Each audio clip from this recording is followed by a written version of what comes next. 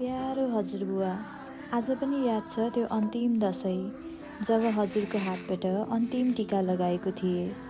मेरो लागि आमा बुवा भन्दा पनि तपाईँको स्थान उच्च छ हजुरबुवा। आज पनि धेरै याद आउँछ त्यो दिन, रमाइलो हाँसी खुसी क्षणहरू, हजुरको हात समाउँदै घुमेको त्यो सम्झनाहरू। तपाईँ स्वर्गीय हुनु भए पनि हजुर हाम्रो यादमा सधैँ अमर रहनेछ हजुरबुवा। तपाईँको हातबाट लगाएको अन्तिम टीकालाई मैले यसरी सम्हालेर राखेकी छु।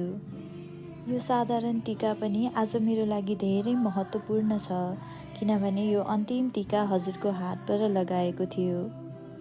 म भगवानलाई यही प्रार्थना गर्छु अर्को जन्ममा पनि हजुरको प्यारी नातिनी भएर जन्मन पाऊँ।